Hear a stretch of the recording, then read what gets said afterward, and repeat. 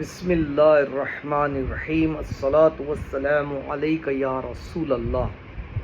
کبھی کبھی ہمارے پاس ہر ایک پر کبھی نہ کبھی کچھ نہ کچھ پریشانی چھوٹی بڑی آتی رہتی ہے۔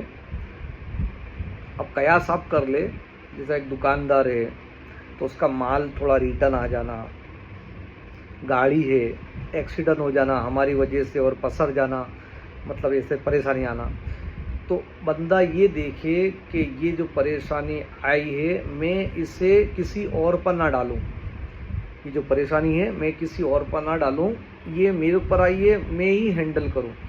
کیونکہ ہوتا ہی ہے کہ جب بھی پریشانی آتی ہے تو آدمی نکل جانے کی کرتا ہے اور ڈال دیتا کسی اور کے اوپر، اس کی وجہ سے اس نے کہلا تھا، اس نے یہ کرا، میں نے کہا ادھر سے لینے کا پر یہ ادھر سے لے کے گیا۔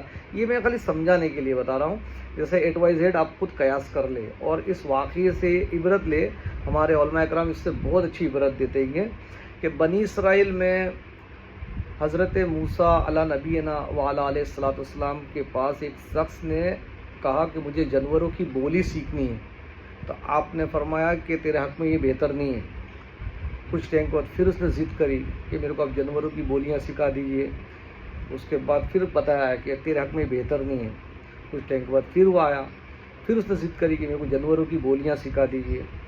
تو پھر آپ نے انہیں جانور کی بولی سکھا دی کہ جانور بول کیا بات کرتے ہیں۔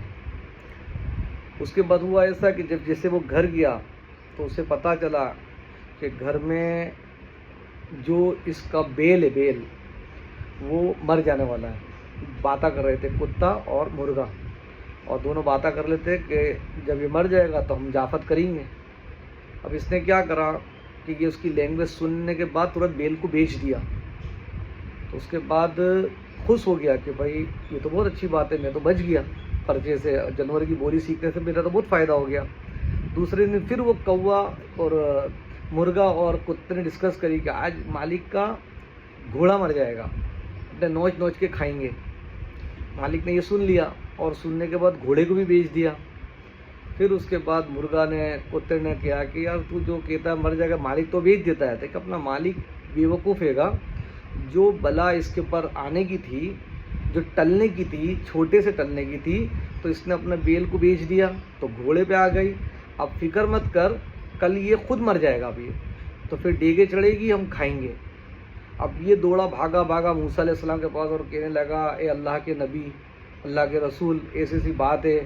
تو کہا کہ میں نے تجھ سے پہلے ہی کہا تھا تیرے حق میں یہ بہتر نہیں ہے۔ تو ہمارے علماء کرام مطلب سمجھاتے یہ ہیں کہ جو بلا ہمارے اوپر آتی ہے، اگر ہم اسے زبردستی کسی اور پہ ٹھوک دیتے ہیں، سہن نہیں کر پاتے، تو پھر تیار ہو جانے کا اب اس سے بڑی آئے گی۔ اگر وہ بھی ہم نے سوچو کہ کسی اور پہ ڈال دی تو اور بڑی آئے گی۔ تو جو آئے ہم ہی ہینڈل کرے، صبر کرے اور اللہ سے دعا کرے۔ السلام۔